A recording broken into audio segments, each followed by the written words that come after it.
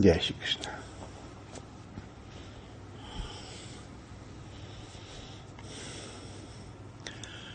कृष्णाय वासुदेवाय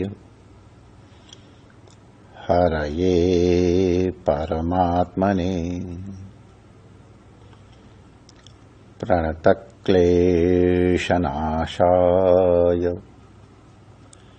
श्रीगोविन्दाय नमो नमः।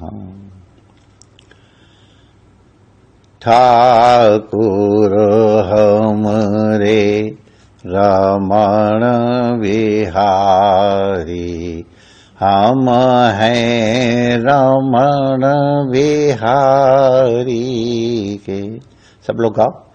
साधु सेवा धर्म हमारा, काम न दुनियादारी से। कोई भला कहो चाहे बुरा कहो, हम हो चुके रमण बिहारी के। हम हो चुके यमुना मैया के। हम हो गए सद्गुरु प्यारे के। हम हो चुके रमण बिहारी के। श्री रमण बिहारी लाल की जय। श्री यमुना महारानी की जय। पूज्य सद्गुरुदेव भगवान की जय। सर्व संत हरिभक्तन की जय। आज के आनंद की जय। जय जय श्री राधे श्याम।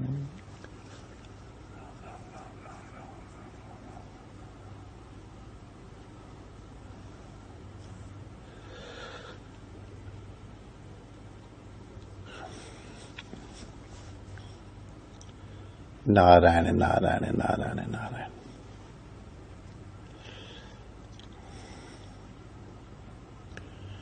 भगवान जिस तरह से विलक्षण है, भगवान के भक्त हमको तो लगता उनसे भी ज्यादा विलक्षण है।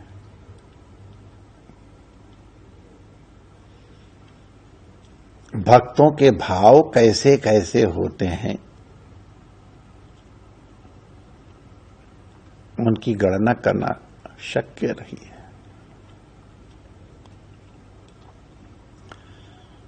भगवान भी क्या क्या नाटक करते हैं, लीला करते हैं, वो भी विचित्र है।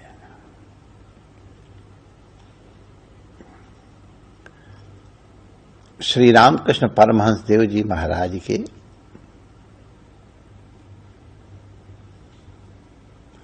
वचनामृतों में एक आख्यायिका, एक कहानी आई है, बड़ी अद्भुत है।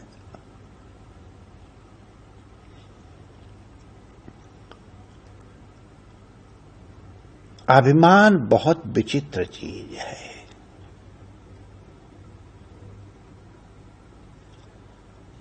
अहम तो हमारा स्वरूप है, इसमें कोई संदेह नहीं है।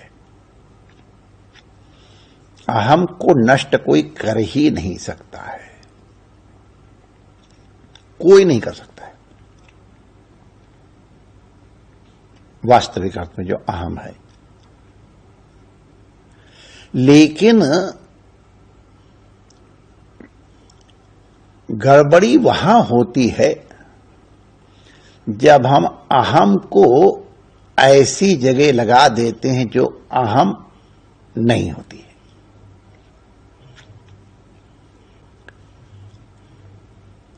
अगर हमने अपने शरीर को अहम मान लिया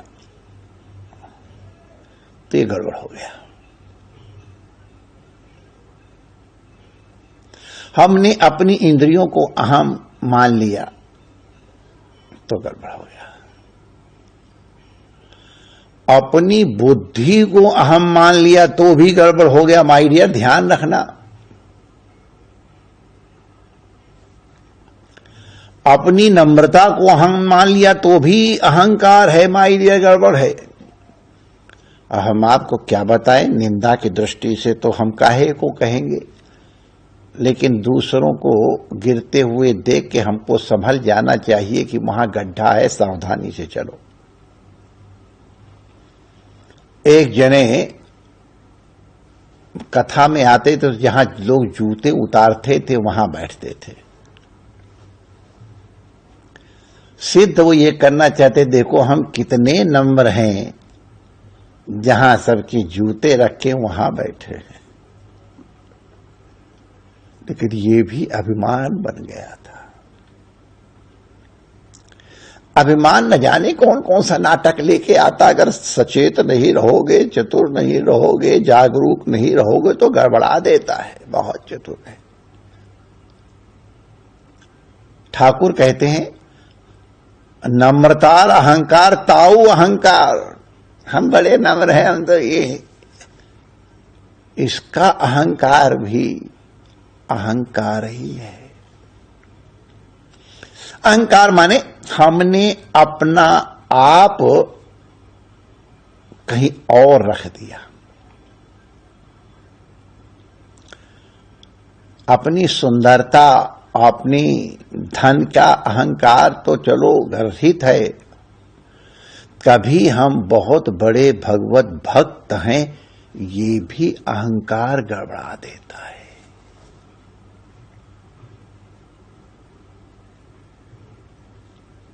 इसका मतलब तुम अपने को इंपॉर्टेंट बना लिए, भगवान लेस इंपॉर्टेंट हो गए।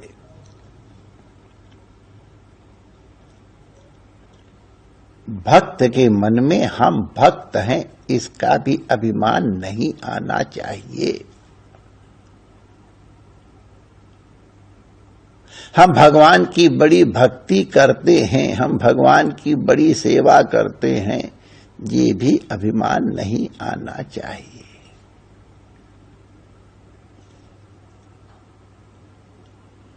बहुत बार ये हो जाता है। ठाकुर ने अपनी उस लीला में कहा है कि शायद अर्जुन के मन में अहंकार आ गया। मैं शायद इसलिए लगा रहा हूं उसकी प्रतिष्ठा बचाए रखने के लिए।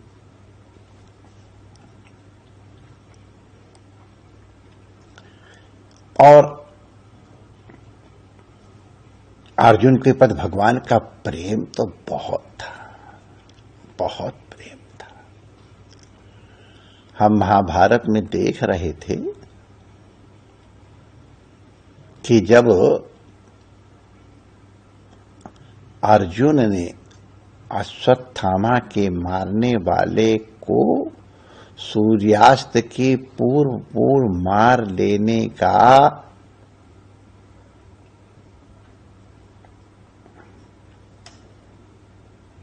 संकल्प लिया, कह दूं कि अगर उसको सायंकाल तक नहीं मार पाऊंगा तो मैं आत्मदाह कर लूंगा। महाभारत के जो पढ़ने वाले हैं, हमको तो आश्चर्य हुआ कम से कम उस दिन। भगवान की प्रतिज्ञा है, मैं युद्ध में शस्त्र अस्त्र नहीं उठाऊंगा। लेकिन जब अर्जुन को लेकर के कृष्ण चले हैं, ये भी कर लो, ये भी कर लो, ये भी कर लो, ये भी तैयारी कर लो, शंकर जी के पास जाकर के पुनः पाशुपतास्त्र का पूरा रिपीटेशन भी करवाया है, तो भी अपने रथ को उन्होंने सुसज्ज किया है। उसमें सारे अस्त्र शस्त्र सजाए हैं और मातली से कहा कि जब मैं इस तरह शंख बजाऊं तो तुम तुरंत आ जाना। माने भगवान युद्ध के लिए सन्नद्ध हुए हैं। ये अर्जुन के प्रति उनका प्रेम है, अद्भुत प्रेम है। हमने जब वो पढ़ा प्रसंग तो हमको हमारे हृदय में बीती, अब आपको हम कैसे बताएं किस तरह से मातली को सुसज्ज किया है, सज्जित किया है, ये रखे, उसका पूरा वर्णन है। तो हम प्रसंग नहीं चलते हैं। तो अर्जुन के मन में थोड़ा अगर अभिमान आ गया हो तो कोई बड़ा और कभी कभी आता है, अगर इसीलिए हमारे महाराज जी कहा करते थे, गुरु महाराज, मन मंदिर में गाफला झाड़ू रोज लगाया कर। अपने मन मंदिर में जैसे एक मकान को रोज झाड़ू, एयर कंडीशन कमरे में भी धूल आ जाती है माय डियर, डस्टिंग करनी पड़ती है, प्रूनिंग करनी पड़ती है, वैक्यूमिंग करनी पड़ती है। अपना इतना बढ़िया घर है, एयर कंडीशन है, लेकिन कहीं उसमें कुछ घुस तो नहीं रहा है। सावधान रहना, बहुत सावधान रहना। भक्तों को और साधकों को तो अधिक सावधान रहना चाहिए। सफेद चद्दर में दाग बड़ी दूर से दिखाई पड़ता है। सफेद कपड़े वाले को सावधान रहना चाहिए। तो महाराज जी कहते रोज झाड़ू लगाया कर, न जाने कब ये घुस जाए। तो अर्जुन को लेके भगवान अब खुद झाड़ू, कैसे झाड़ू लगवाते हो देखो। तो ठाकुर के साथ जंगल में कहीं घूम रहे तो वहां एक झोपड़ी थी, और झोपड़ी में एक वृद्धा माता रहती थी। तो जंगल में झोपड़ी देख करके भगवान ने अर्जुन से कहा, देखो भाई, जंगल में कोई तपस्वी रहता है और उसकी कोई सेवा हुआ हो तो देखो। खुद नहीं गए, अर्जुन को भेजा। समझ गया था। तो अर्जुन गए तो वहां देखा एक माता बड़ी तपस्विनी जीर्ण, वो सूखे पत्ते और सूखी घास खा रही थी। तो इन्होंने प्रणाम किया, काहे को आए हो भाई? माता जी आपके दर्शन करने आए, थोड़ा प्रणाम किया। अच्छा माता जी, आप ये सूखे पत्ते खा रही हैं, हरी सूखी घास खा रही। बेटा, अगर हरी घास खाऊंगी ना तो उसकी जान होती, जीव होता, उसको कैसे मैं मारूं? अपने पेट को भरने के लिए मैं घास को मारूं? पेड़ को नोचूं, कष्ट दूं? नहीं नहीं नहीं नहीं।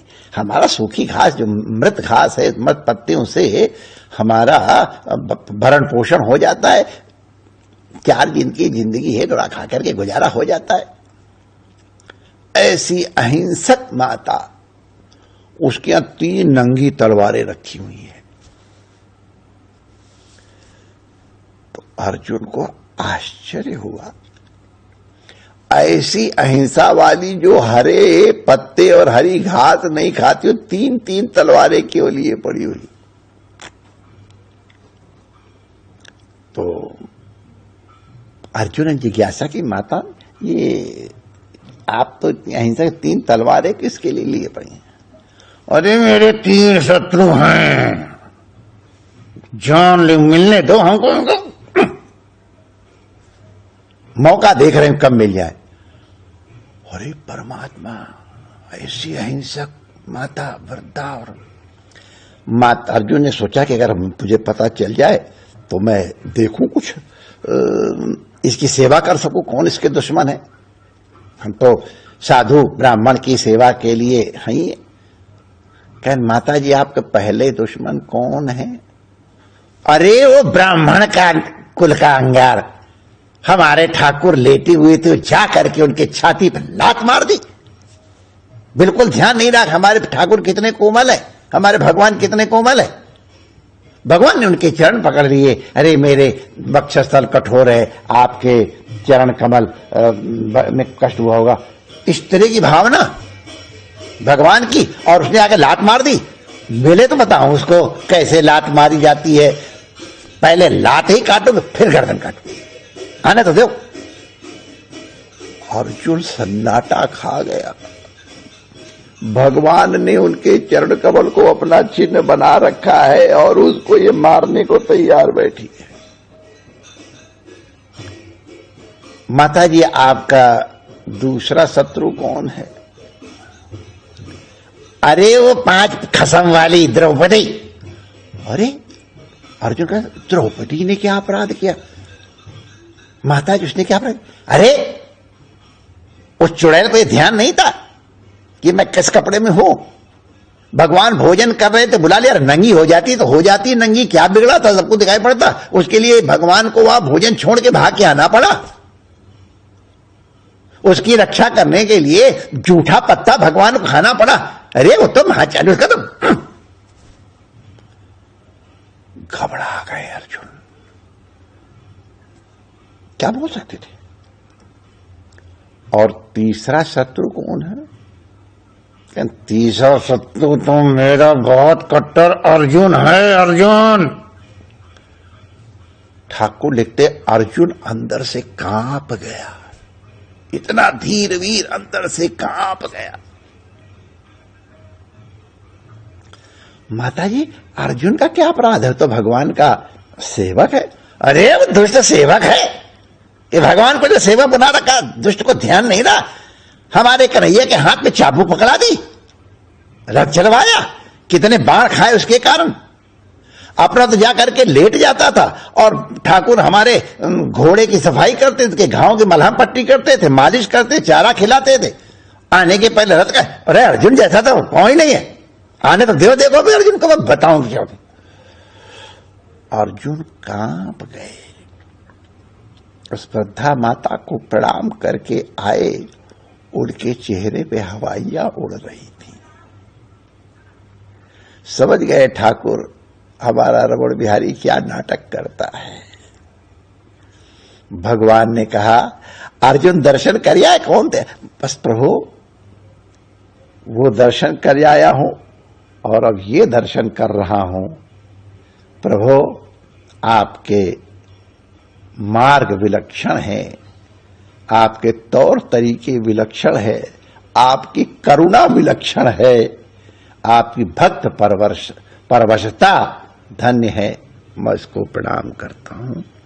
मेरे कल्याण के लिए आपने जिस तरह भेजा, मैं कृतार्थ हूं कि आप हमको अपना समझते हैं। हम लोग भी इसी तरह दर्पण में अपना चेहरा देखते रहें, हमारा अहम कहां अटका है। जय श्री कृष्ण।